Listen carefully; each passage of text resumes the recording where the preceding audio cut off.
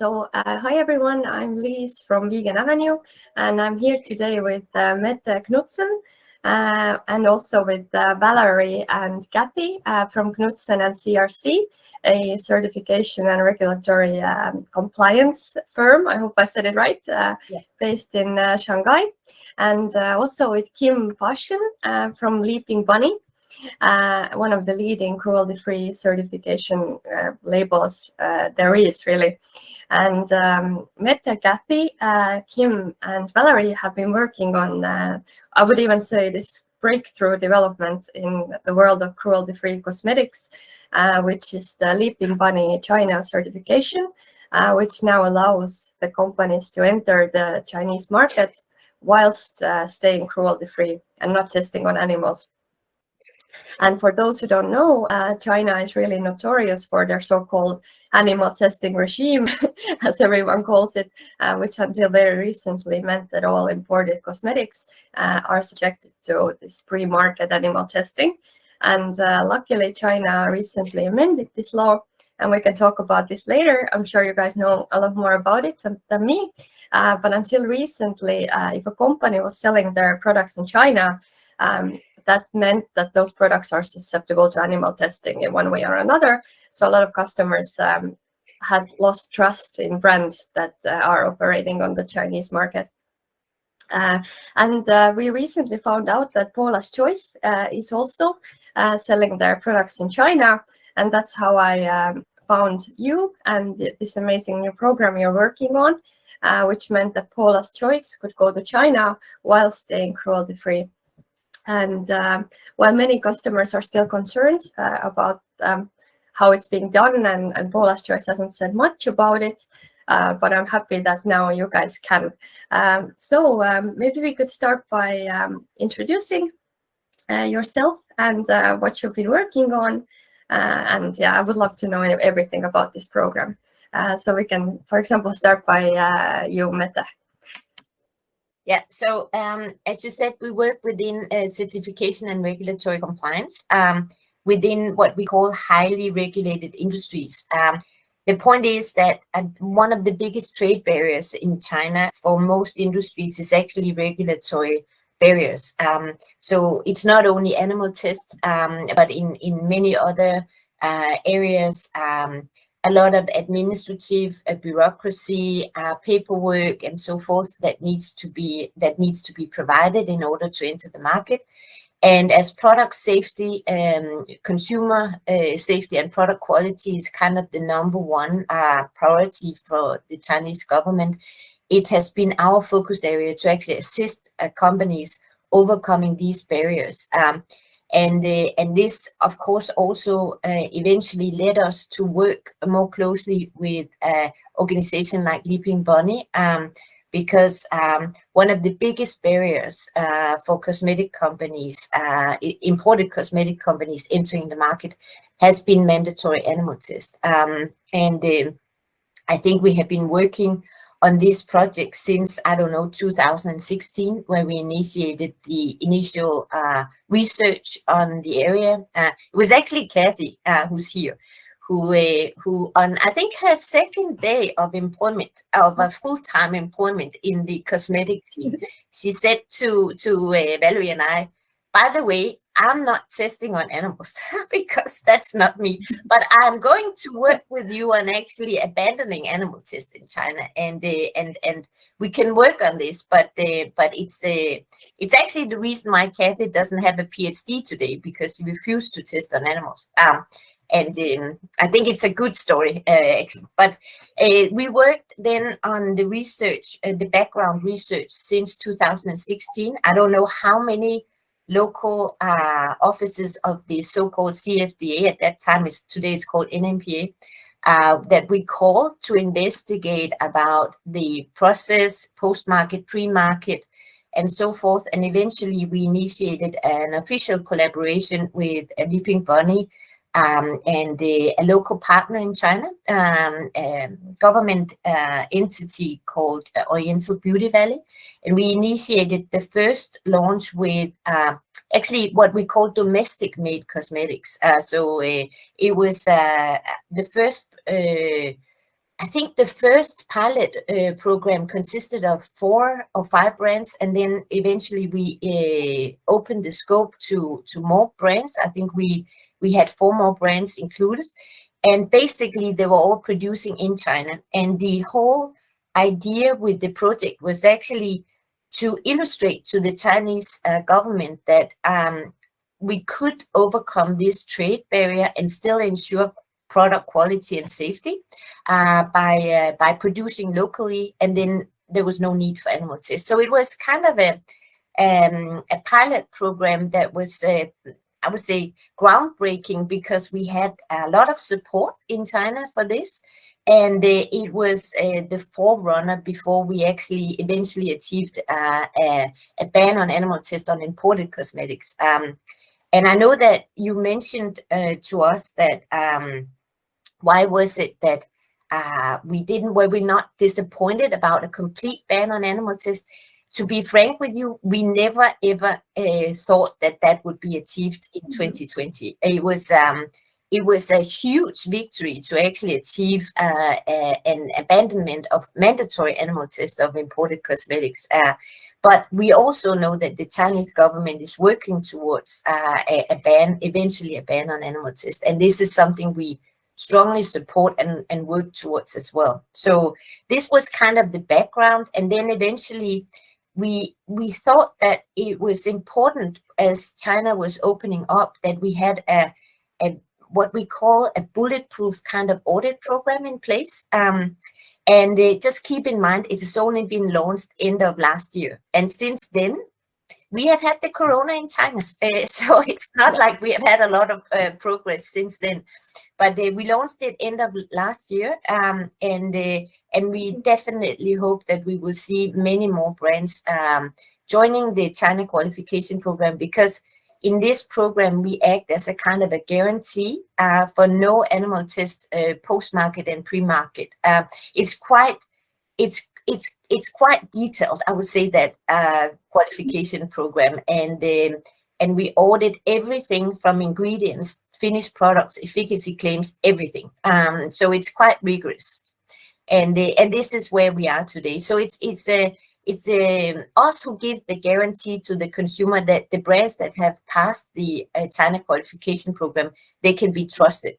And I think there's a good reason why there sometimes could be a question to the many cruelty-free brands that are selling in China, because obviously a lot of brands has been under severe pressure from their owners to enter the biggest market of cosmetics in China.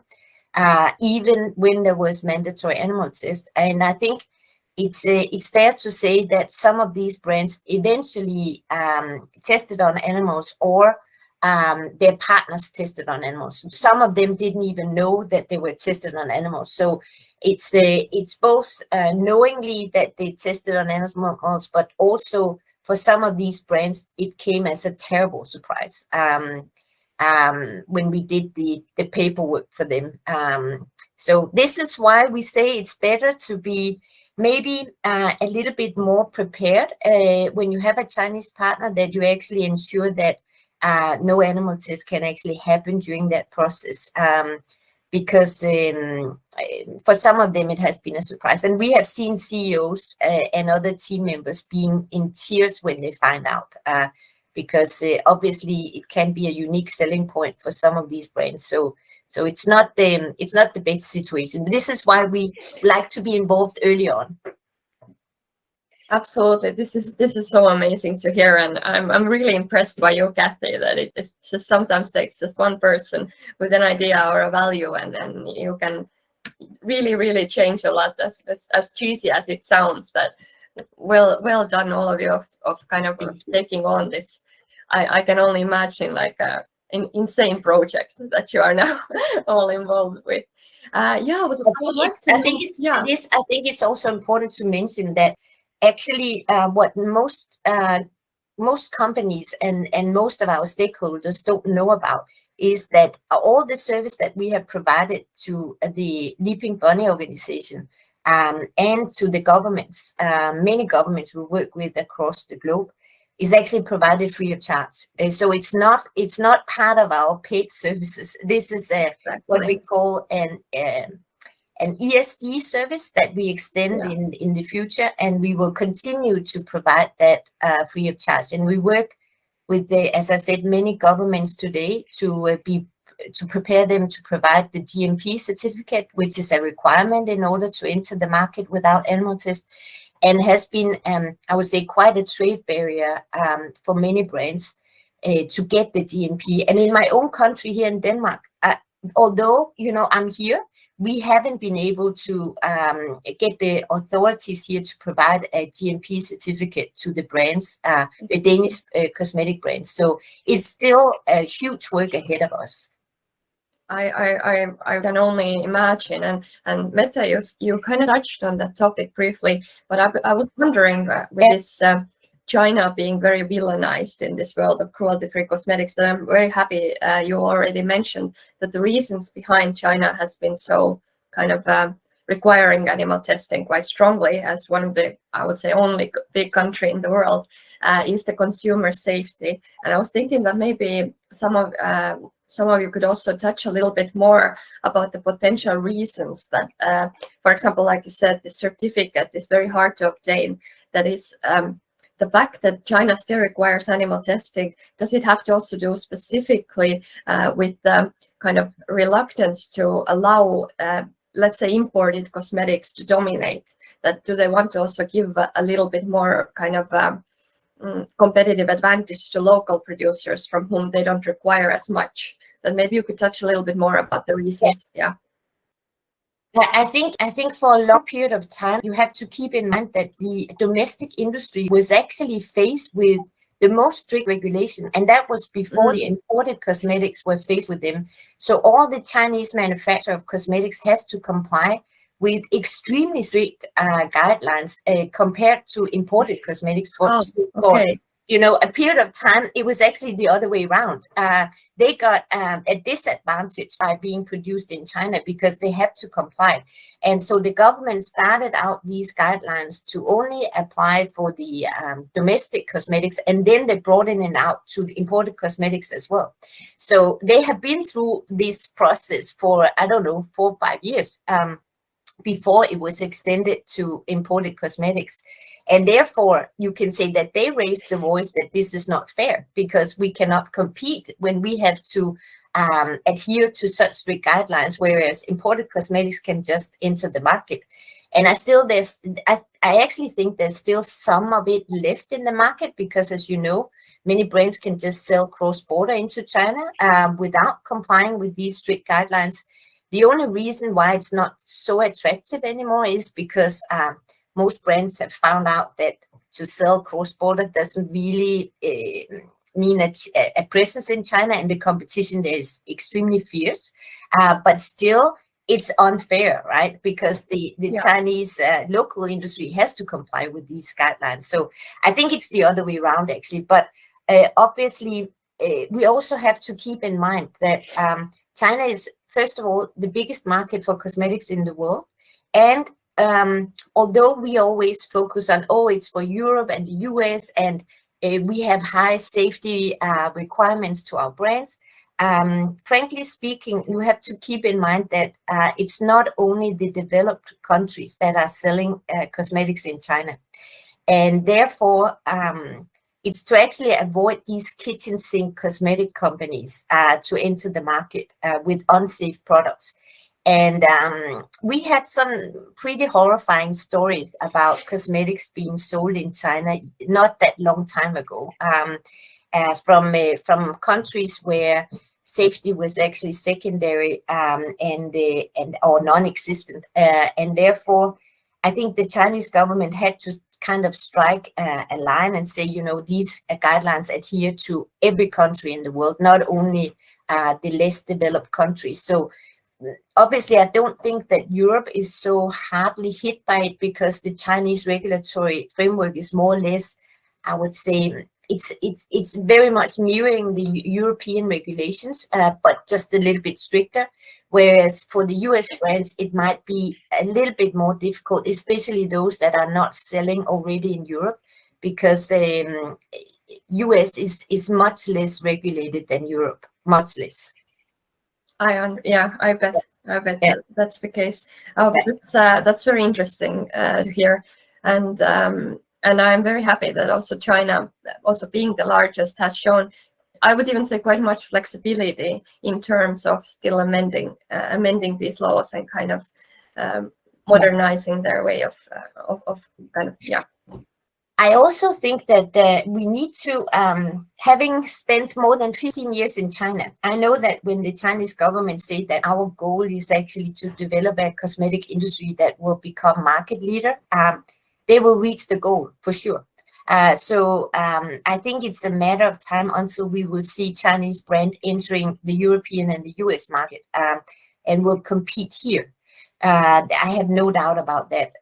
But what China wish to actually stress is that made in China does no longer mean subpar product quality, but really high quality, high safety products, cosmetic products. And this is part of their strategy to actually make Chinese cosmetic products competitive on the European and the US markets. So I think it's a pretty smart strategy from the government, and they do quite a lot to support the Chinese cosmetic industry. But in this case, I don't think it's about unfair competition. I think it's more about trying to leverage a brand of made in China, meaning that it's high quality, high product safety, as opposed to what made in China was a decade ago. Yeah, I fully understand that, and I do think that a lot of the paranoia about in the West about companies going to China, of course, partly it has to do with thinking that it is kind of more motivated by greed, and brands will do a little bit more like close an eye if they need to, but it's also partly the distrust about China, and that I feel is the thing that culturally needs to also start to change. So I'm very excited to talk more about the Chinese market with you, but I would also like to hear a little bit from Kim about the Leaping Bunnies, kind of your role in this project, and what are your kind of everyday challenges, how the interest from companies has been so far, and yeah. Absolutely. So our first and foremost, our number one goal is to certify companies to be free of animal testing at all stages of product development in the US or Canada. And so to do that, we employ my colleagues and I work very hard to ensure that companies have a very, very strong supplier monitoring system. And that is essentially a record of all of a company's manufacturers and/or raw material suppliers who individually must say that they do not test on animals after the company's fixed cutoff date. And so when a company becomes certified initially or applies for certification, they have to choose their own fixed cutoff date. And after that date, no animal testing can occur on their products, final products, ingredients, or formulations. And so myself and my colleagues at Leaping Bunny in the US, we work very hard to ensure that every single company that you see on our list, which can be found on our website, leapingbunny.org, or on our cruelty-free app for Androids and iPhones, are completely up to date. And the way that we accomplish this is every year, a company, in order to stay on that list, must complete its recommitment.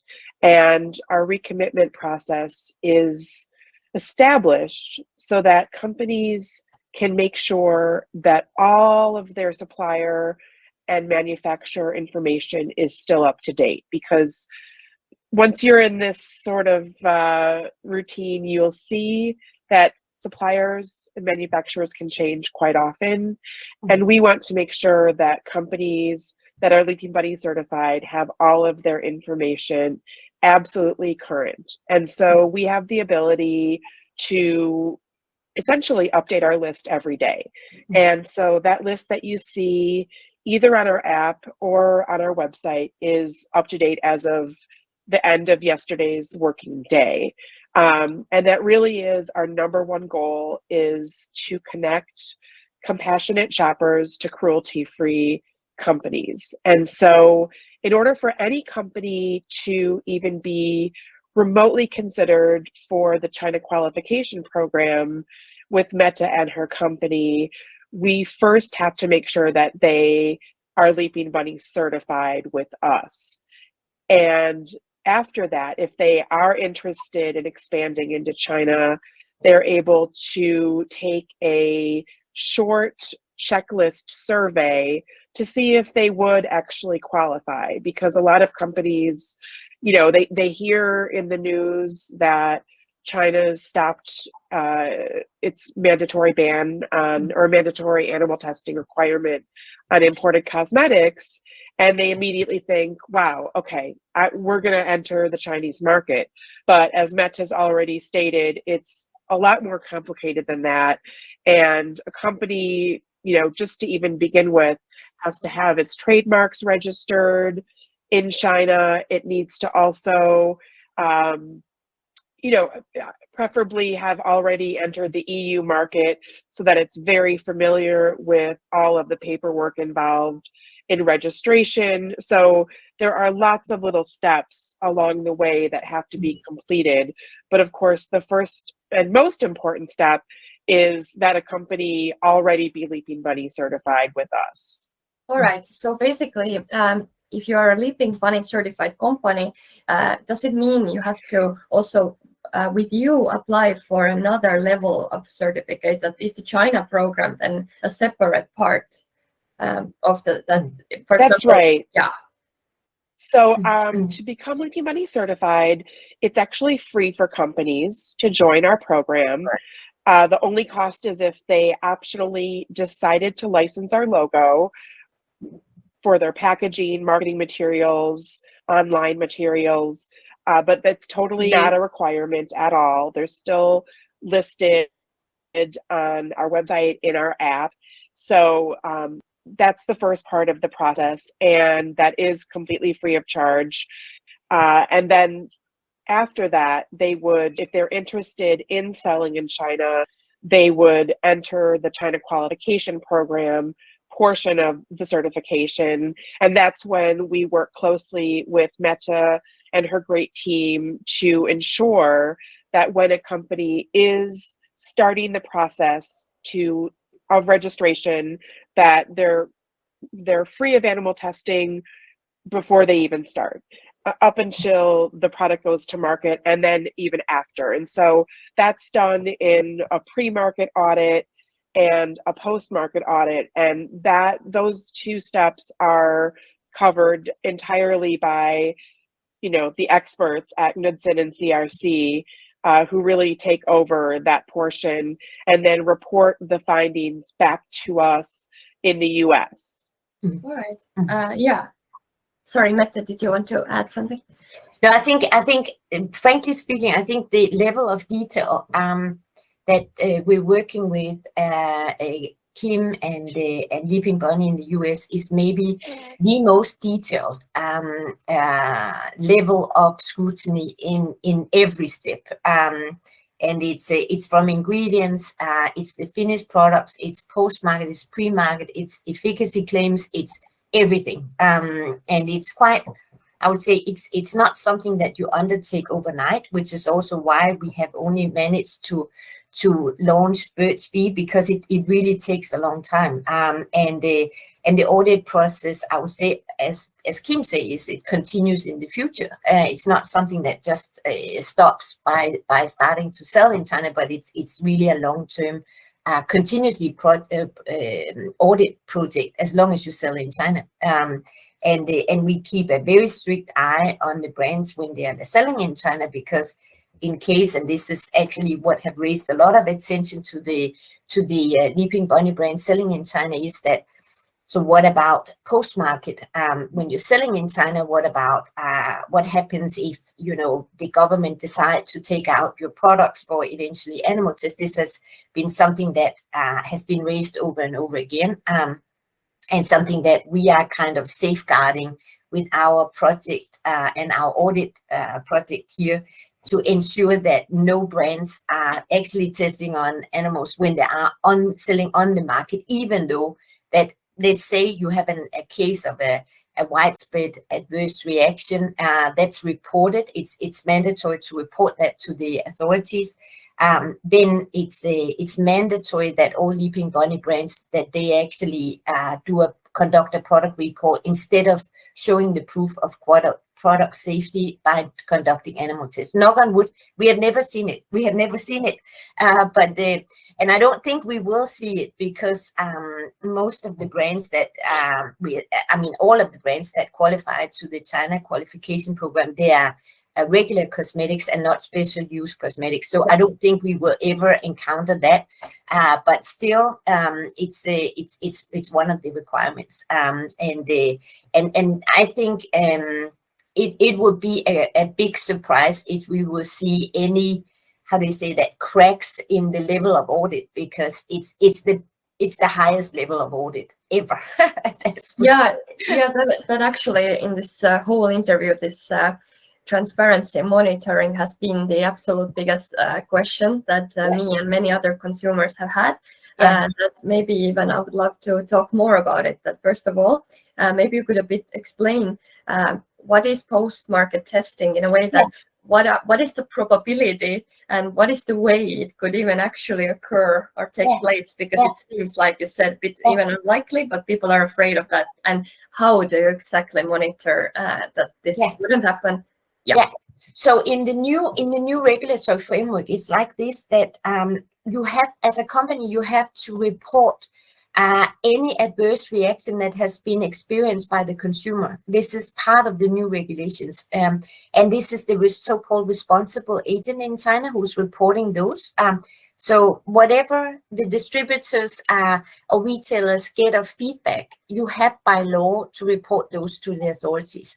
And you can also report, as a consumer, you can report any adverse reaction directly to the authorities. You kind of have two channels. And if it's like an isolated case of adverse reaction, where you have a rash or something like that, redness, you have to respond to that. And I think you have a kind of a benchmark, a brand that is selling a lot of products, you need at least 1,000 adverse reactions in order to actually trigger proof of product safety.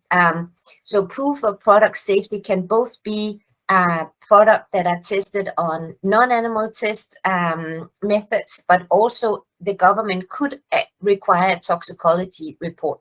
And in this case, we are the one who are involved, saying that it's not allowed for any brand to actually show proof of product safety by using toxicology test. And how we do that in the audit is that we actually require the companies to sign a contract with us, and we get access to the adverse reaction reporting.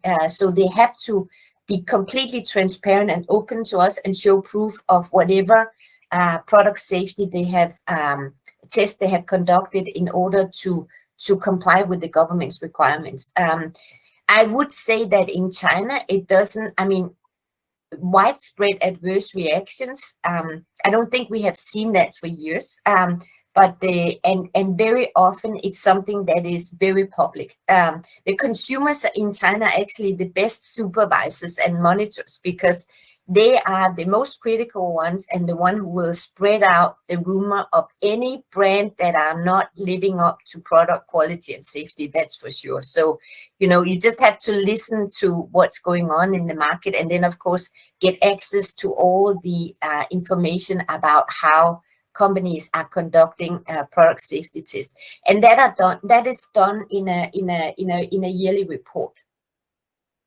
That seems thorough enough, really, and from a customer safety, it does even make sense that you don't have this kind of products that would kind of threaten public health on the market. Exactly. Yeah, that is interesting to know. And I was wondering that, so are you basically saying that it doesn't happen a lot, these adverse reactions, but that if a product has a problem, the Chinese people would report it, that those are like, that they would speak out rather? Definitely. Yeah. Definitely. I think we have two sets of consumers. We have consumers like we are consumers buying products and occasionally have a product that are not living up to product quality and safety. And then you have a different category of consumers in China, and I think you also have those in the US, and that's professional consumers. So they're buying products, complaining with the objective to actually sue the company, and that's a very effective watchdog, because they're normally very much knowledgeable about ingredients, about the products, and they are happy to report that. So we have kind of two type of consumers that are much more, I would say, effective in the supervision and monitoring than opposed to the authorities. And I think, I'm not sure about the numbers, Cathy, but wasn't it like 90% of all adverse reaction was actually prompted by reporting was prompted by consumers, right? Yeah. So it's much more widespread than the authorities. The authorities rely on the consumers to do the monitoring. Oh, that is really interesting also to know that is kind of a, yeah, that is a type of a customer. I've never thought of it that way. So they are this kind of litigious group who in a way help all of us, but they're quite active. All right, but about this, yes. So my question has been this is very maybe simplifiedly like worded, but is it so that the Chinese authorities would not conduct animal testing themselves with their cost? So they always give the option that kind of, but I've read online and people kind of get this opinion that the Chinese authorities can just start animal testing, spontaneously or after an action, that would not happen, that there would be no way a company would not know about it or could not stop it. No. And the thing is also, you have to keep in mind that in order to test on animals, you will need, I don't know, 10, 20 samples of a product. This is number one, considerable cost. And then another thing is also that animal test is maybe 10, 15 times more expensive than normal testing. So these costs, the authorities are not willing to bear, but they can ask a company to actually show proof of product quality by asking for a toxicology test. That's definitely possible. We haven't seen it, but it's possible. And this is where we go in and say, okay, you're not allowed to do that. Then you have to conduct a product recall instead. But so far, we haven't seen anything like that. And if a brand agrees to do that, we will have access to their adverse reaction reporting. So we would actually find out eventually. So they just not sign out without any consequence. It's not like we sign and promise. We check it later on. That is perfect to know. That is a huge trust builder, to be honest, that there is no way a company could just get away with something like this. No. Yeah, that leads me to a question that, so as you said, animal testing is more expensive than other methods currently. Is it also then considered by the Chinese government the most effective way of still testing products? That if anybody of you could maybe tell me a little bit more about the alternatives to animal testing and how open the Chinese government is to methods like in vitro testing and kind of gradually replacing this method. Well, actually, let me just start by answering that, and then Cathy can fill in. But the Chinese government has actually proactively been seeking in vitro testing or alternative methods to animal tests for quite some time. And we work together with IIVS in the US, who also work with some of the labs in China on replacing toxicology tests with alternative tests. And I think it's definitely the goal of the Chinese government to seek alternative tests whenever it's possible and safe, as long as it has proven a safe way to test the product. they're definitely open towards that. Maybe Cathy, do you wish to comment on that? Yes, Mette, I agree with you that as long as the government can make sure the alternative test has the same conclusion compared with the traditional toxicology test, and it can achieve the same mechanism to prove the safety, they will accept the alternative testing. As far as we know that now in China, many the official labs are developing the alternative test. So we believe that in the future, the China government will accept more and more alternative test methods for cosmetics registration. Yeah. I think this is also tied into your question about Chinese cosmetic brands going global. And I think many of the Chinese brands, they understand that cruelty-free is or no animal test is what is an important unique selling point for European and US consumers, right? So they are also very interested in going cruelty-free or being Leaping Bunny certified. And therefore, of course, the industry has to change and adapt to these trends.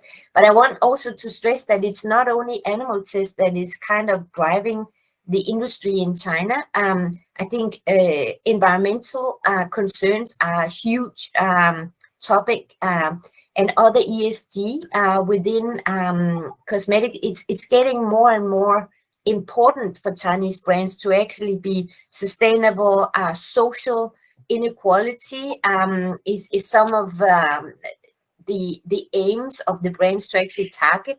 And then animal test is or animal welfare is another one, but it's not just animal welfare. It's also environmental and social inequality that is kind of an important factor for Chinese cosmetics. And it's definitely both because the Chinese consumer has a lot of concern about both animal test and animal welfare, but also product quality and safety. And then obviously it ties into the ambition of the Chinese cosmetic industry to be a global leader, and they cannot achieve that with the testing on animals. Not possible. All right, so you would say that both trends are happening, both the local kind of attitudes and values changing, as well as the kind of need to stay modern, stay on top of the competition. Yeah, this is the kind of the perfect storm for these changes to really happen. It is. So would say, who are your biggest stakeholders at the moment, and who are your biggest supporters, and and also you can talk more about the challenges. So as I mentioned to you initially, we started out by actually launching the pilot program together with the Chinese entity, our Chinese local authorities. And in the China qualification program, we actually decided that this is not the time where we are going to partner with any other stakeholder, because we need to stay 100% neutral. We don't want to have other interests in any of our work. So we kind of protect ourselves by saying, we have to keep our integrity completely intact. So we haven't partnered with any local partner for the audit program. And I think this is the right way to do it. So we keep ourselves completely objective. And that's the whole, I would say, the foundation of the China qualification program, and the whole aim of it, that we don't have any other interest than just make sure that the companies actually adhere to these guidelines. No other interest. Perfect.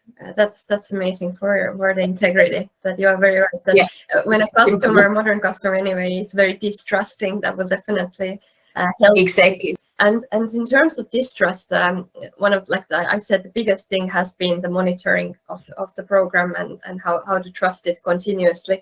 But another thing which people have been worried about is that this program that you have is amazing, but the lack of communication on it is something that people have been a bit worried. That maybe Kim, you could a bit comment on the fact that when Paula's Choice has started to sell in China, if I'm correct, that there hasn't been this press releases that look, this is amazing that we managed to do this. That is the communication still a challenge, or are you still waiting for the pilot program to kind of get stronger, get clearer? That yeah. So basically, if you could comment on the communication aspect of it. Sure. So we launched our China qualification program in the last quarter of last year, and our first company to successfully complete the program is actually Burt's Bees. And that process was started, at least a couple years before they actually were able to successfully complete all of the requirements. So we certainly launched and announced then. With regards to Paula's Choice, we're in communication with them right now, and due to the holidays and of course, as Mette mentioned, the struggle with COVID in China, that has gone a bit slower, but we do expect to be able to have some news this year for sure. Yeah, it's an ongoing process. We're in direct communication with Paula's Choice, and certainly Mette and her team also are. So, this is something that we look forward to sharing more information on in the near future. But we're all very, very cautious. We want to make sure that every single detail is completely examined as it should be, because especially with these first few companies, we do want to make sure that the pre-market audits are clean as well as the post-market audits.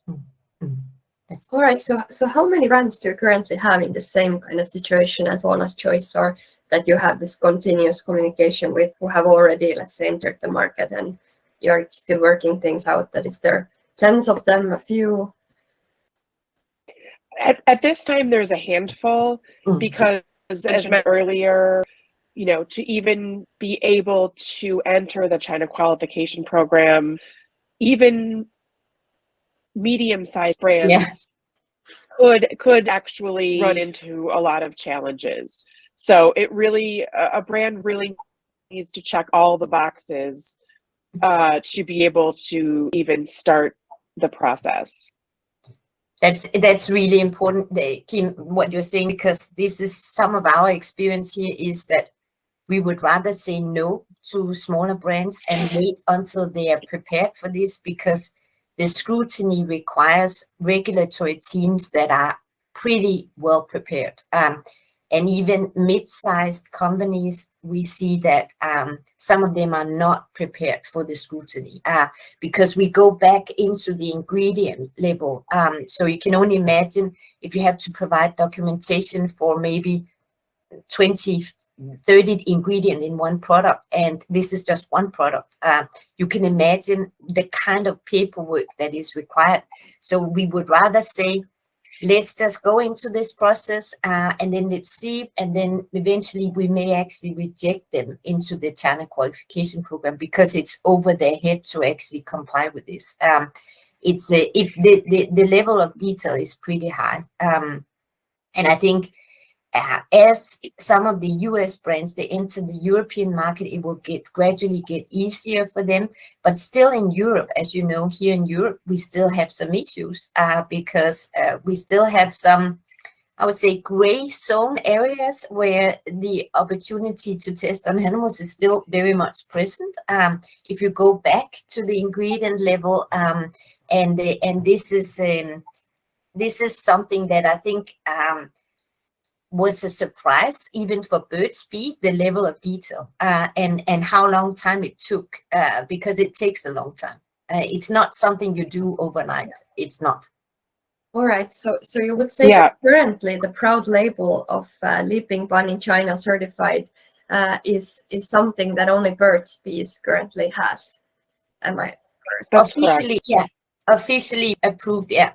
I think, and I think because of the trust that the consumer, they kind of put into the Leaping Bunny brands, I think it's vital that whenever we have completed all the nitty-gritty details, and we're talking thousands of pages of documentation, then they can trust it.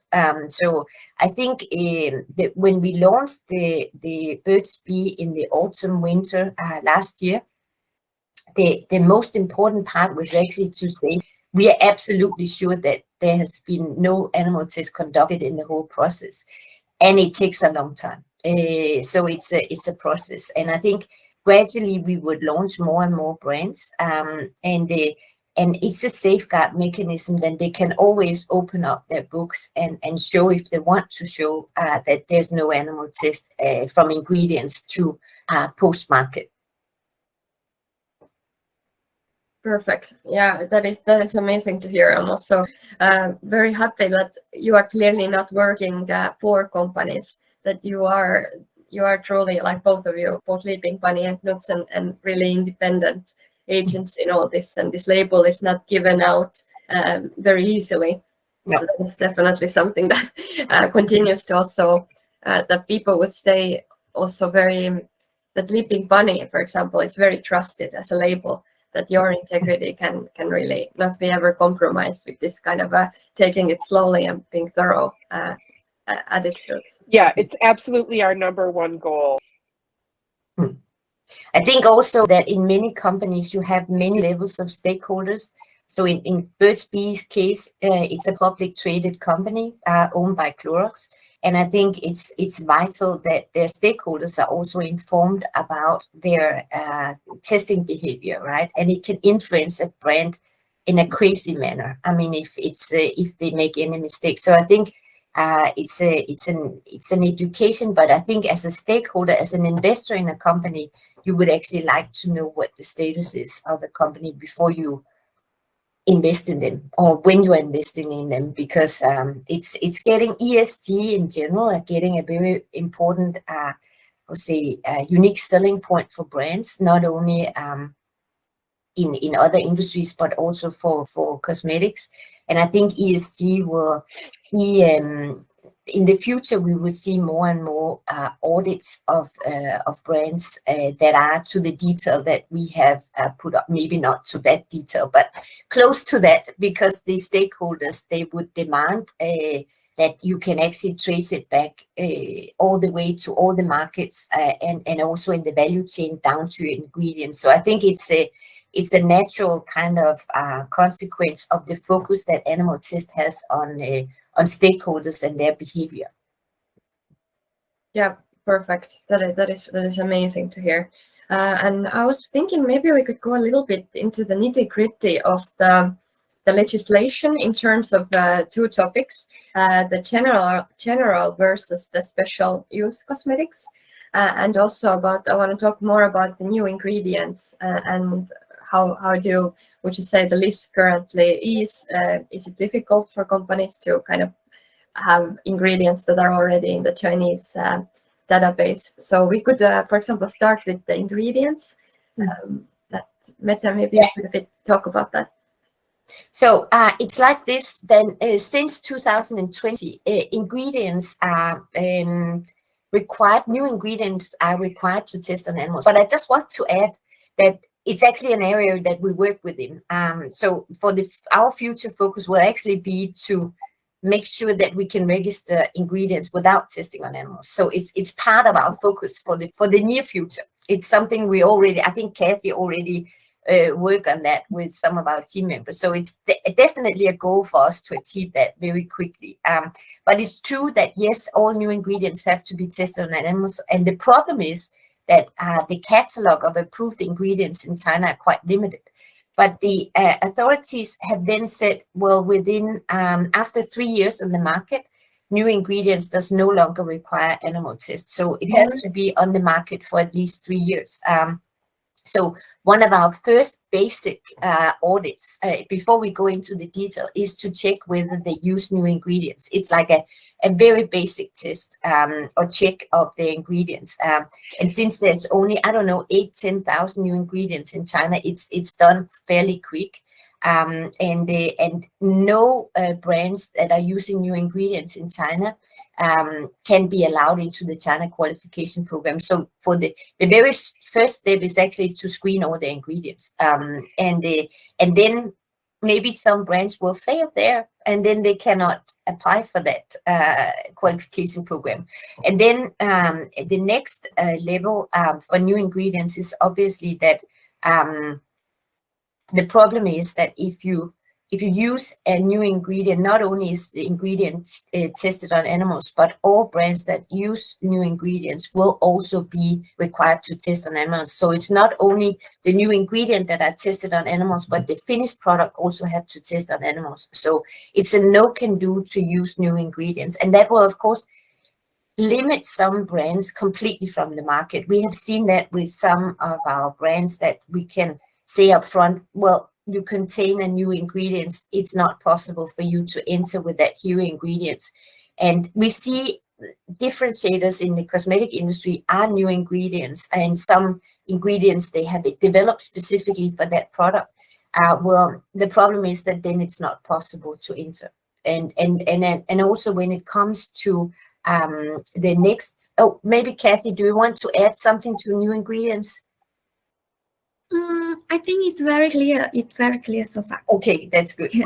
And when it comes to special use cosmetics, it's about the efficacy claim. So we look as the first screening, we also look at the efficacy claim and combine with the ingredients. And it's very simple. Some ingredients are only used in special use cosmetics, or some claims are only used. So if you have some claims that goes into the special use category, it's not possible to actually launch those in China. But I think it's important to understand that there's a difference between having, let's say you mentioned sunscreen at one point before this interview, and many color cosmetic actually contain SPF. This is a protection of the color in the color cosmetics, and it's not like that a brand or product that contains SPF automatically will go into the special use. It's only if you claim it on the product. So if you claim that this has a sun protection claim on it, then you have to go into the category of special use cosmetics. But if you don't, you can easily add this SPF into a product and sell it in China as regular cosmetics. That's an interesting kind of a loophole into this. But can you put it on the package that there is SPF 30? This is a lotion. You can't put it. So no, you cannot. And whatever you put on the package is considered a claim, so you cannot put it on it. It's not possible. But let's see. Maybe within a couple of years we will have a change. There will be new testing methods available also for sunscreen. And maybe it's possible in the future to sell sunscreens in China without testing on animals. But right now it's not possible. All right, good to know, because sunscreen is a huge part of the business for many cosmetic brands, and it's more and more talked about. So it's definitely important. But coming back to the new ingredient database, so basically your goal is not to have a database at all, not to just update the Chinese database, so try to get it bigger. It's basically like to get it to be dropped completely. And is it not to be, yeah? No, we would always have a database of new ingredients or ingredients that are approved in China. But I don't know how many ingredients do we have approved in China at the moment? Since the new regulation coming to force, around 40 to 50 ingredients got approved already. Yeah, and that adds to how many are approved in total? It's around 8,000, I think, right? 9,000, I think. 9,000. Yeah. Yeah, and I think actually the number of approved ingredients in the US is maybe twice as many. I believe it was That like sounds right. 30,000. Oh, yes, something like Yeah. that. Yes. So it doesn't compare. so there's actually a lot of our brands are going into reformulation at the moment. So they're reformulating just for China. So they have to take out their base or hero ingredient and have to reformulate so it works in China. So you will see brands that having maybe a hero product in China that are very different. I wouldn't say very different, but with some ingredients has been replaced by approved ingredient. I actually have noticed the same thing with European products, that if an American brand sells in Europe, they say that they might have to change the formula. Exactly. So it's something the brands have been doing before China also, though it's great that they are adjusted to it a little bit because of Europe already. So I have a question about something called the Chinese new clean beauty standards. I noticed it in your press release. So maybe Cathy or Mette, you can a little bit talk about that, because it seems very interesting. Cathy, please go ahead. It's your area. I think it's very interesting. Yes. This is the new clean beauty standard. Actually, it's the industry standard, and it's set up by a domestic famous cosmetics brand together with the Guangdong Provincial Cosmetics Association. So they set up this clean beauty standard based on the ISO standards and the China new cosmetics regulations. So once the brand or the product approved the standard, they can put the clean beauty logo on their packaging. So that's the background of this standard. I think what makes it so interesting in my view is that it's, first of all, the first one we see in China that includes animal welfare. This is number one.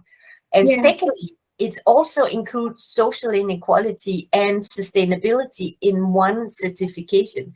And then it's the first time we see an official kind of collaboration where China will have its own standards for both sustainability, animal welfare, and social inequality. That I think is very, very interesting. And I think eventually we will see Chinese standards kind of catch the fire as well, right? But we need to educate the consumers then in Europe and the US about what it includes. And that's why it might be easier to just certify them Leaping Bunny instead of getting that. But we will see. I think it's a matter of time. We've had a lot of interest from Chinese brands into the Leaping Bunny program. And I think it's a matter of time until we get Leaping Bunny certified Chinese brands.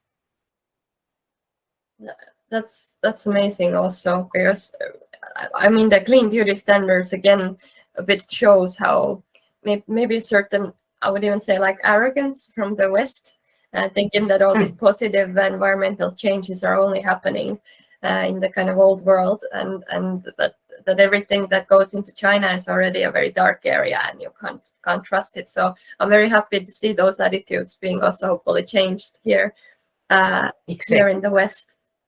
Maybe Cathy, is there something more you would like to talk about what you are currently working on in terms of the whole program of the Chinese certification? Yeah, actually, we have our own in-house audit team here. It's called the Knudsen Technical Audit Team. So we are in charge of the actual audit work for the brand China qualification program. So we are the one who reviewing the actual documents and issue the audit report to the qualified product.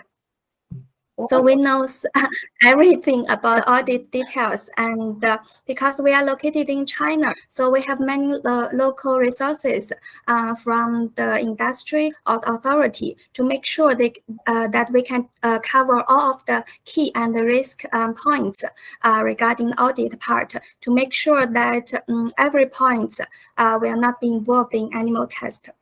So we are very, I have to say, I can see that we are very powerful and trustable. I mean, it's amazing. Not only was it your idea to kind of have no animal testing in China, you are also the person who has to do it. So it's very cool. Frankly speaking, I was visiting a lab. I think it was during the first month Cathy was employed. And that kind of also turned my mind around, and then we were full in. But I do remember that I didn't even know when we started the work within cosmetics that it was such a big barrier, and it was Cathy who kind of pointed towards this, and And I have to say, it has not been such an easy, glamorous road. It has been hard work and thousands of hours, even sleeping on the floor sometimes. It hasn't been that straightforward. I mean, in the beginning, we didn't even, I remember the first meeting we had with the authorities, we couldn't even mention animal tests. So we met with the FDA, and we danced around the topic. We talked about animal tests as a trade barrier. We never ever talked about animal tests. And I think we have come a long way since then. But in the beginning, it was definitely a very delicate topic to bring up to the authorities. And now we can be more clear and speak out. But it has not been a straight line from A to B. Not at all. It is not. But how did you start it with? What was your kind of argument at first, like your way of getting their ear? Yeah, so it was the problem was the first cosmetic brands that came to us. We had to kind of inform them that if they were going through this, they had to test on animals. And obviously that was a no can do for, I mean, all brands that we work with, more or less, right? So it was not possible. And then I was actually thinking that, so we have two options. Either we have to use a loophole, and the loophole that we could employ was to produce locally in China and then sell within China. That was number one. And the other one was actually to work towards achieving a removal of the mandatory animal test. So we worked kind of in parallel, and we brought in brands through that loophole that we literally imported finished solutions. We did the whole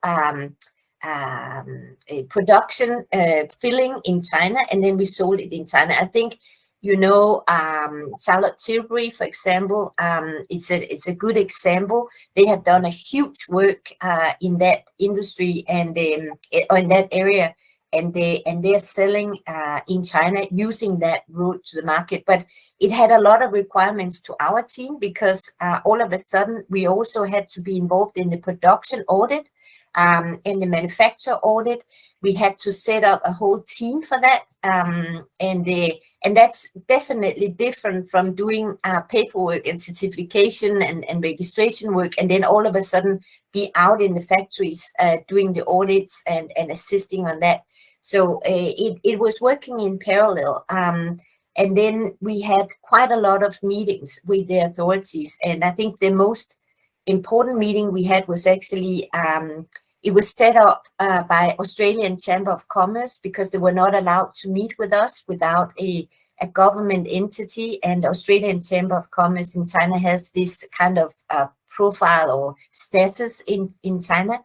And we met with them to discuss this. And it was not such an easy conversation. It was not, but gradually, the conversation got more and more open and fluid, and we could discuss it openly. And in the end, I think 2 years ago was when we was actually congratulated by NMPA for our work in this area, which is a big acknowledgement, I would say. So we achieved what we came for. But I think it's important to keep in mind that we have to create win-win situations in order to achieve something like that, and be extremely diplomatic and understand where China comes from. And this ties back to what I said previously, that it's not so long ago that China had kitchen sink cosmetic companies that actually was very unhealthy for you to use. So it's I do understand why product safety and product quality is number one priorities in China. I do understand that. Yeah, good that you stuck along with it, so you didn't give up. No. But in terms of that, have you also worked with the Chinese animal rights organizations, who I think also had a big role in terms of the partial ban of the imported cosmetics? That have been your partners in this?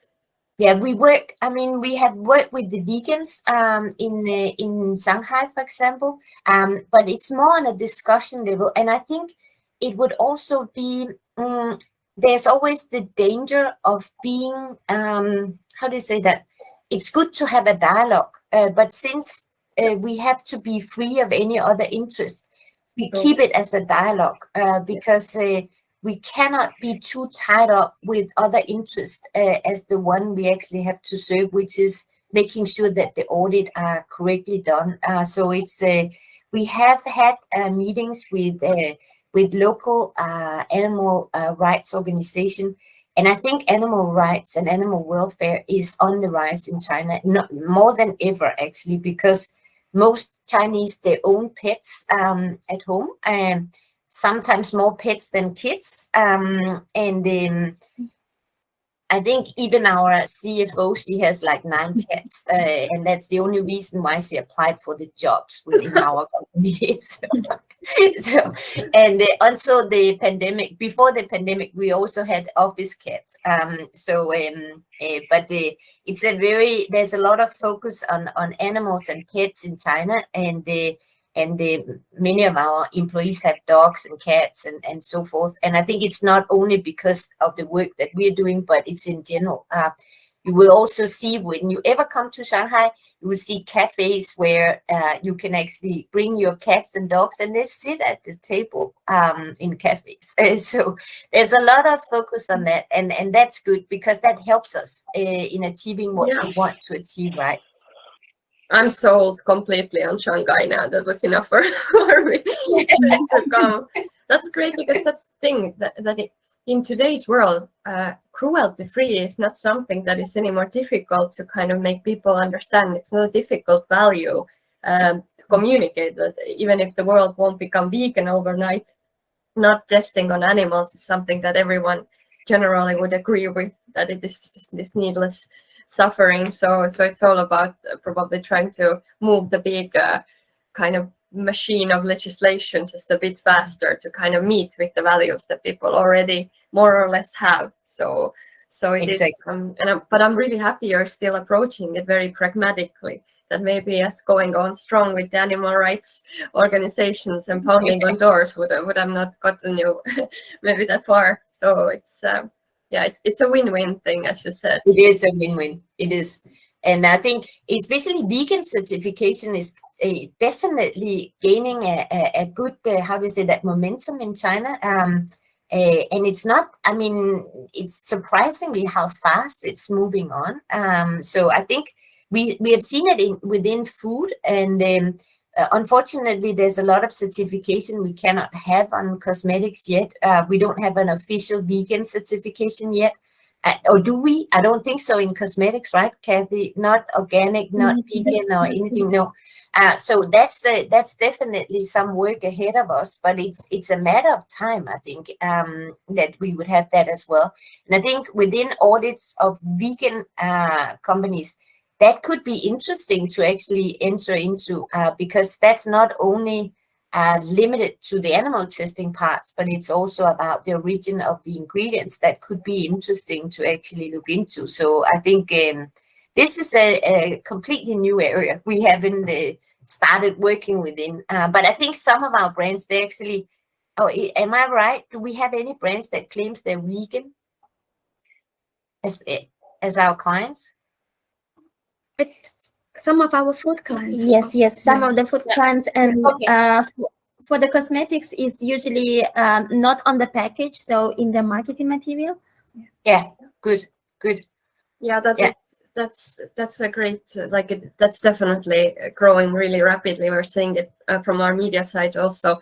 And one of the challenges we are facing currently is trying to, for example, many brands, Kim is also very aware of this, that many brands that are not cruelty-free still often like to label their products as vegan, whereas vegan should kind of, no vegan wants to buy animal-free products that have been tested on animals. So we have a little bit of trying to cooperate with Sephora that they wouldn't label some, let's say, L'Oreal products or whatever kind of products vegan. So it's a very delicate business. Labeling. Yeah. Definitely. And even just spelling what cruelty-free means is a really tricky subject, because at least in the US, the words cruelty-free actually have no meaning whatsoever. And any company can make a claim they're cruelty-free without having to substantiate the claim. So that's really why the Leaping Bunny program got started back in 1996. It was really to have this independent sort of verification. And, you know, in the US and Canada, we don't charge companies to become certified because we want them to, you know, earn that certification, and it's not something that can be bought. I think that's a very important part. It's I think it's as you have an important certification, this is actually some of the things that we talked about quite frequently, is that some of the certification are extremely expensive to get, and I think the problem here is that there are other interests in a certification when money is involved like that. I think it's nice to stay free of that, so you don't get, you know, biased towards having members that pays quite a lot of fee, right? So I think that's one of the things that we really like about working with Kim and her team, is that money is not something that you need in order to actually be placed on that list. I love that. I love the Leaping Bunny for that reason, because it does give smaller players also a chance to brand themselves as ethical, and smaller brands often have a lot of kind of good values that can be supported. And I have a question in terms of the whole to Kim about the whole future of cruelty-free, because I was thinking that cruelty-free as a label very much today exists because of China, in a way, because of kind of differentiating with companies that have been kind of, the most companies are cruelty-free unless required by law, right? So they are like, which basically means unless they sell in China, more or less. Maybe I'm a bit too much generalizing, but that if China is changing, and the whole future of that cruelty-free, will cruelty-free be a thing in the future, even when China changes things? Well, we sure hope to, you know, obviously have the animal testing ban or the free of animal testing attribute attached to more companies. But, you know, there are even right now bans in the US that are state-based. I think there's 12 or 13 states now that have banned animal testing. But the issue is that with legislation, what we've seen is there's always going to be loopholes. And, you know, the thing, and companies will take advantage of those loopholes to be able to make the claim. And so really the challenge for us is to continue our certification program and make sure that when a company is certified, that they truly are free of animal testing. And they're not, you know, making use of a bunch of exceptions in legislation. And so, you know, to the general public, obviously bans are great news, of course, but if you are really scrutinizing what the bans entail, you'll see that even in the EU, there are instances where animal testing is still allowed. And so, you know, we've always been very proud of the fact that our certification program goes one step above these bans and takes a more comprehensive look at what exactly does no animal testing mean at all levels of product development. And only then is a company able to independently say that they are Leaping Bunny certified. So are you basically saying that there is still interest from companies, there is something to gain from animal testing unless banned by law, that it's not just that the China requires it, but it's happening anyway because it's somehow still better than alternatives are? Well, some, you know, in some cases with, especially you see with new revolutionary ingredients, those ingredients may still require animal tests, or there may be a requirement for testing and there is no suitable or validated alternative yet in existence. And so the company has to decide, you know, do I want to use this new ingredient in my formulations, even if that means animal testing, but it could also potentially represent, you know, a lot of profit. So, you know, companies do need to decide. And of course, you know, there's always the threat of other regulatory bodies within a specific government that are, you know, requiring testing for other reasons. So, you know, that's also something to certainly keep in mind. Yeah. Good. Okay, good to know. But basically, it still comes down to requirements more than the actual interest from companies to do it, right? Yeah.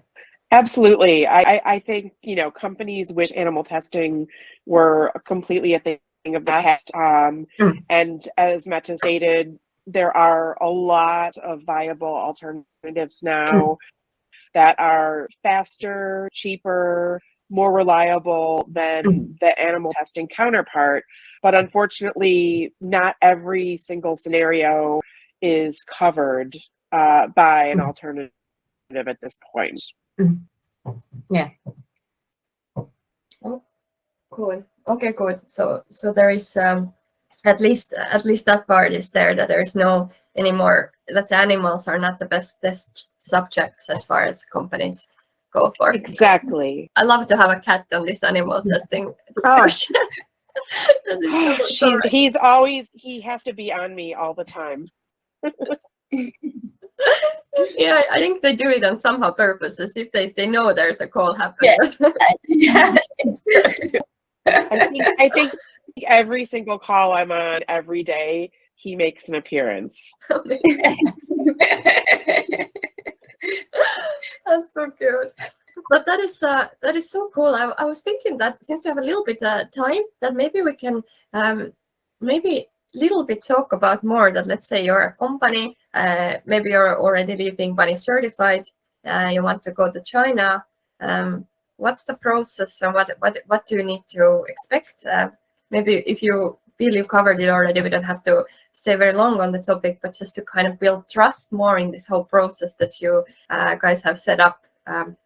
In terms of entering China. So it's a huge process. It's just so huge. Frankly speaking, before Cathy did the first draft of the guidelines, I was thinking no company will be able to comply with that. It's so detailed. So we start out by even screening their trademark situation. So whether they're actually the rightly holder of the brand's name in China. And this is also to avoid any conflict by local partners that may test on animals. So we need to safeguard that part. And then we do the brief screening first of the efficacy claims, as we talked about, the ingredients. And that's the brief screening. And in that step, we can actually sort out quite a lot of brands by just saying, you know, with these formulations, not possible because you have included new ingredients, or these efficacy claims you have to change on the packaging because it will trigger animal test in China. And this is where it stops for 75% of all brands. So even at that stage, there's a filter. And then the next stage is obviously to go through all the ingredients in more scrutiny. So all the documentation they have on each ingredient to see whether any of the ingredients has been tested on animals in that process. And then efficacy claims on the products, we also have to be far more detailed on that. How do you provide the documentation of the efficacy claim? In China, you have to provide documentation, what test, and then at that stage, we also are often in dialogue with the authorities in China, whether the documentation is sufficient and so forth. And then we go into the scrutiny of all the product registration. This is what tests they have used during the product registration. And that is a lot of documentation. I think most people do not understand that just for one product, you need maybe 100 pages of documentation. So it's not a small paperwork. And we go through that. We get full disclosure to all the testing that has been conducted as part of the product registration. And then finally, and maybe, Cathy, do I miss something pre-market before they enter the market here? We do the ingredients, we do the finished products, we do the efficacy claims. Is there something else I'm missing here?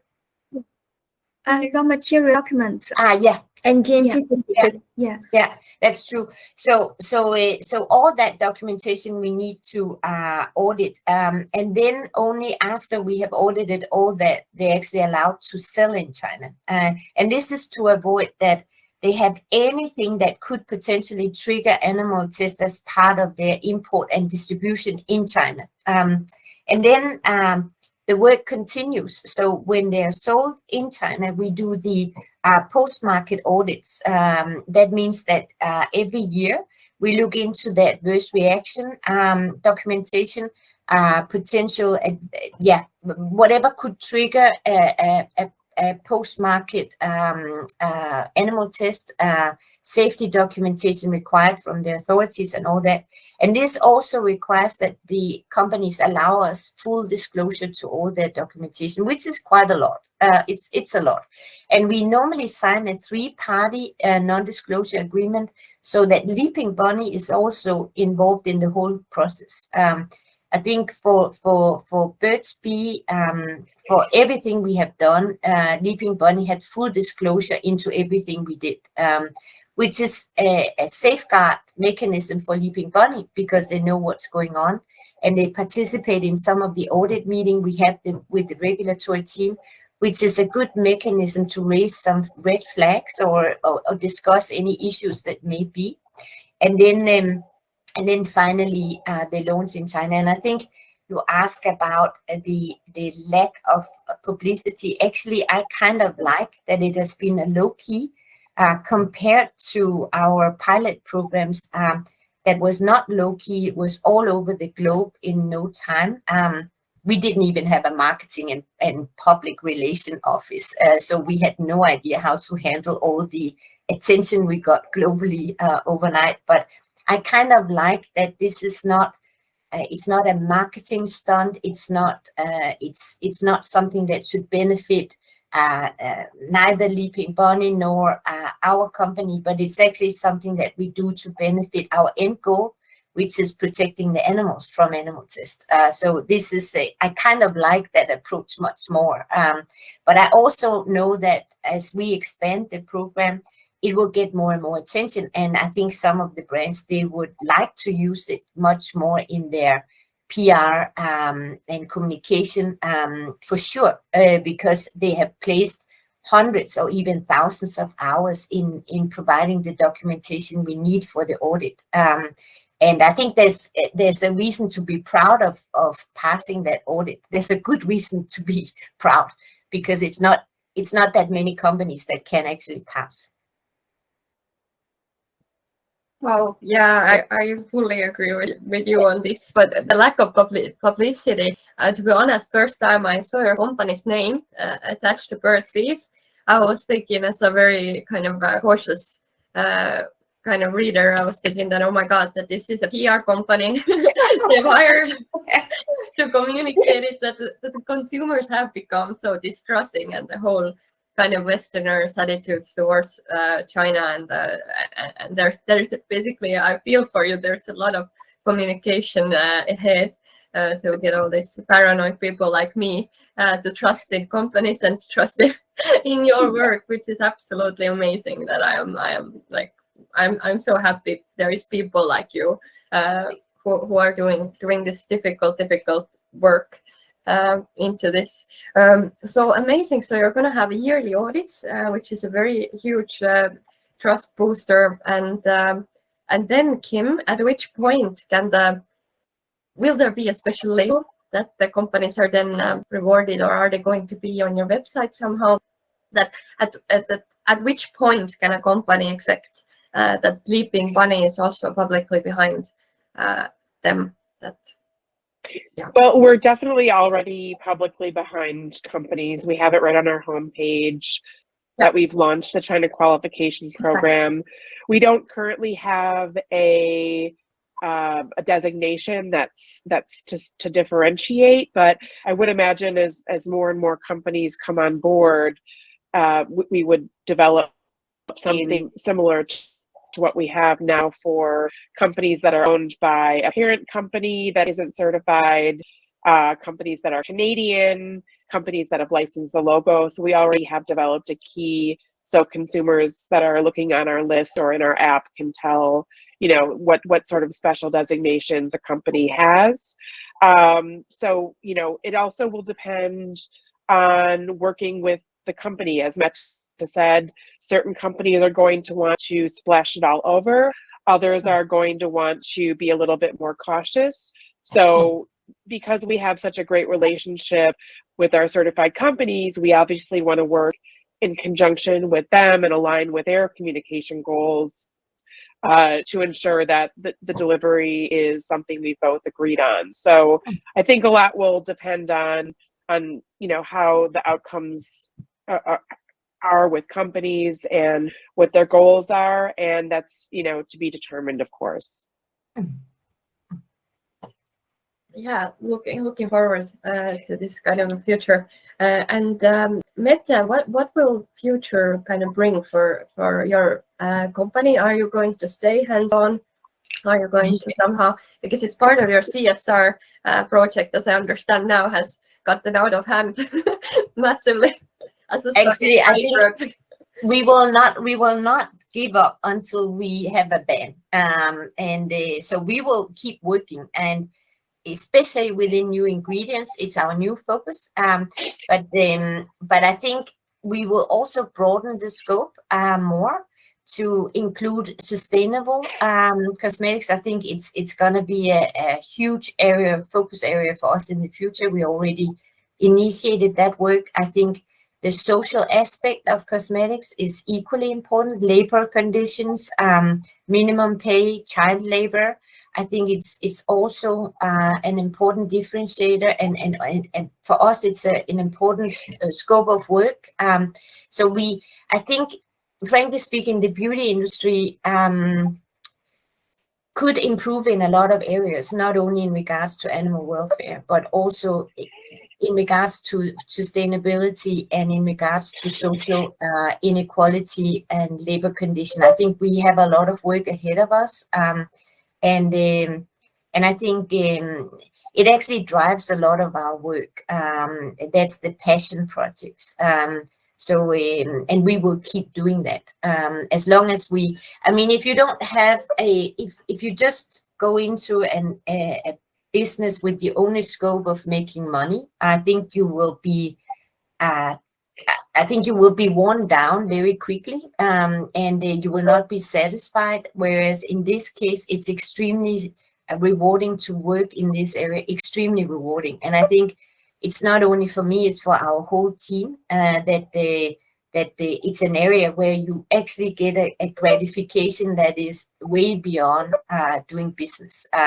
And therefore, it's something we would keep working on. I think we allocate, I would say, more than 10% of our work on these Paschen projects, and they will only expand.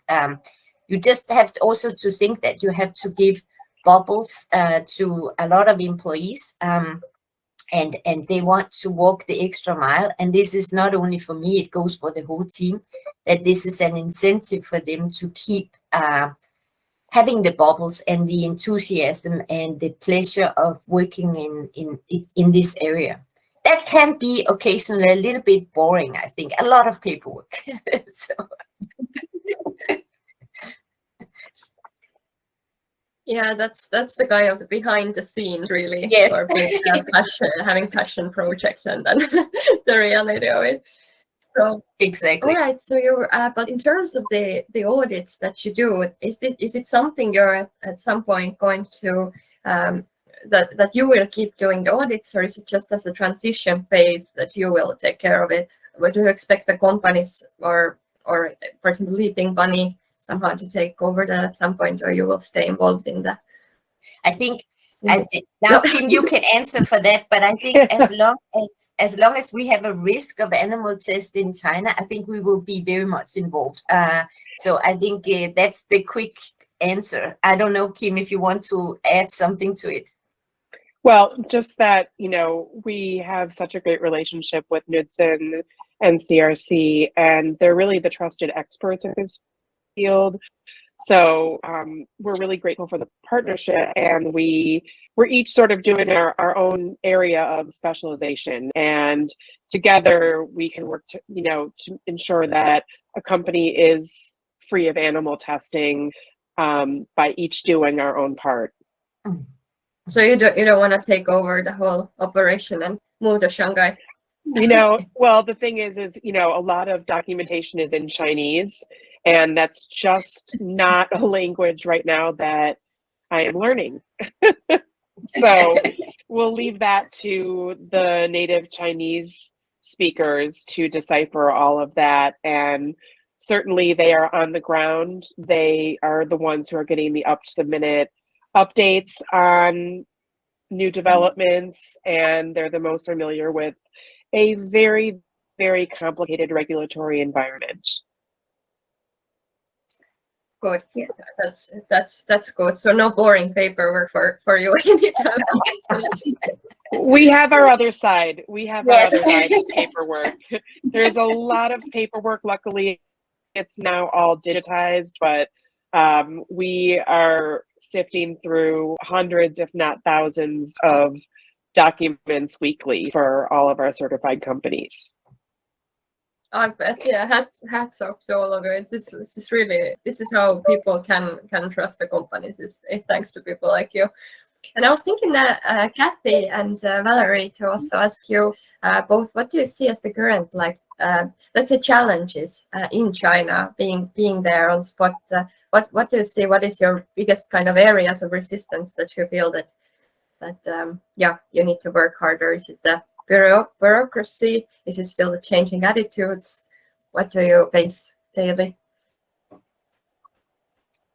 I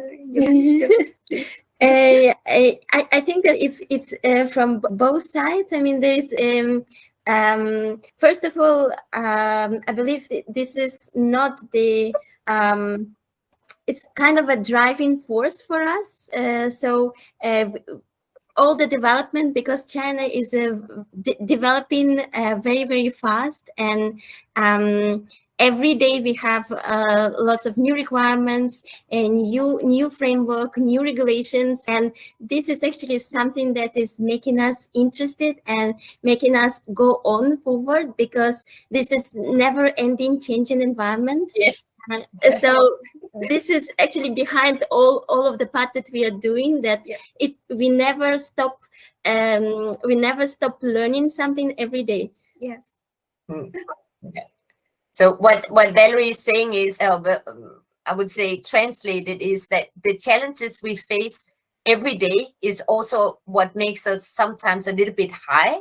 I have to be honest, because in Europe, you know, all the regulatory changes way in advance, right? And you are warned in advance, and you know that they will come into force on that date and so forth. And in China, we are very often caught by surprise, and we have maybe few months to actually make sure that our brands comply, and that always gives us a piece of adrenaline in the body. And it's not something that happens once a month. It's actually something that happens several times a month, and then all of a sudden we have to change to a completely new requirement and contact the brands and make sure that they are compliant. And it's done, the atmosphere, and this is why I miss China, sitting here in Europe. I need to get back to the office, because it's also great fun, especially when It's never boring. yeah, it's never boring, but it's definitely challenging sometimes to work in such an environment. That's for sure. Yeah, it's I can only imagine, but at the same time, for me, it does speak of a flexibility of a certain exactly that changes are happening. Probably not always they are positive, and there's always probably a human factor involved also in terms of decision making, governmentally and all that kind of trying to constantly adjust. But change is good, and it's good that you're still.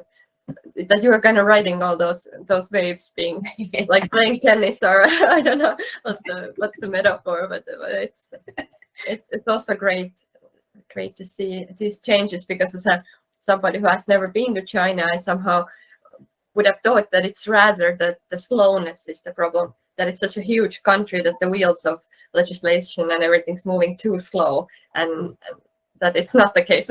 No. I think that's I mean, it's the key to China's development is that it's developing so fast, and that goes for regulatory frameworks as well. So it has been they went from having almost no framework for cosmetics regulatory framework to have the most strict framework in the world within a decade. So that's amazing. That's just amazing. So I think anything can happen in China. And this is also why it's definitely possible to aim for a ban on animal tests eventually, and introduction of more and more in vitro test methods. It's gonna be and it's gonna be much faster than we have seen in Europe and in the US for sure. Yep, definitely.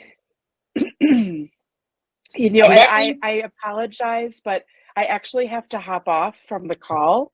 Was there anything else you needed to ask me? I have a very quick question for Kim, as a kind of to get back to the whole catalyst of this call. So currently, for people who are currently worried about Paula's choice, would you say that currently Paula's choice is still cruelty-free? And it's Yes, definitely. Good. that was what I wanted to know, so that people can still trust this brand, and you are in communication with them, and hopefully they're absolutely perfect. Yep. But thank you so much, Kim, for being with everyone. Yeah, no problem. Please feel free to contact me if you have any other questions. Perfect. Bye, everyone. Thank you. Bye. Bye. It's I'm so happy, Mette, for helping organize this this meeting, and we are as a media site also, we are doing our utmost best to also try help communicate this this very amazing work that you're doing to vegans, and to make it clear that you are no one's PR company. No. We're extremely bad at PR. I mean, look at our website. It's a disgrace. So no, we need a PR company actually. We need a PR. Definitely use one. Yeah. Cool. That's really good. But yeah, do you have either of you anything you would like to still cover, something that you want to say? I think what I want to say is that keep in mind that first, we went through months of audits, and it's not something you just do. And I think they were the first one to pass the audit. We will see who will become the next brand who passed the audits. But I have to say that personally, I think brands have to have a good regulatory team in place before they enter into the China qualification program, because it requires quite a lot of resources on their side to pass the audit. It's not a walk in the park. And I think that's really important to understand. And then for a more general scope, so our aim here is, of course, to achieve a ban, but it's actually to eventually become unemployed in regards to the China qualification program. That's our aim. So like many other NGOs, the end game is to not have a case to fight for anymore. And that's also our end game. So the minute we have a complete ban in China, I think we have a complete ban, and it's not like in Europe where there are some gray zones. It's not going to happen. That's the difference. So I think it's more likely that we will become unemployed in China in regards to the China qualification program than if we were in Europe, for sure. So that's the difference. But the Chinese government will not say that there is a ban unless there is a ban. And that means in all areas. And that's also the difference. I think you can rely much more on a straightforward approach to that in China as compared to other markets, which I think is it's far more straightforward, and I think it's in the joint. It's a win-win situation for the Chinese government to achieve a ban. So it's something we definitely have in sight. And if you ask us 2 years ago, we would have said it's not possible. But it's definite today. It seems like we can aim for that. Yeah, I really hope that the Chinese government can also take a lot of pride of being, in a way, the trailblazer in this, that the kind of more, let's say, greenwashed or however would I call it, like West can always, they always see themselves as pioneers in things, and I would love it if China would be the first country who would actually be the one who really truly bans it. Yes, exactly. Really true. That's the correct wording. Yeah, because that's and I think we have high hopes for that. I think we will see a lot of innovation from China, not only in regards to products, ingredients, and whatever we will see, but we will see a lot of innovation within sustainability, within social inequality, and I think. I also think that we will see a lot of Chinese brands here very soon. A lot. Competitors.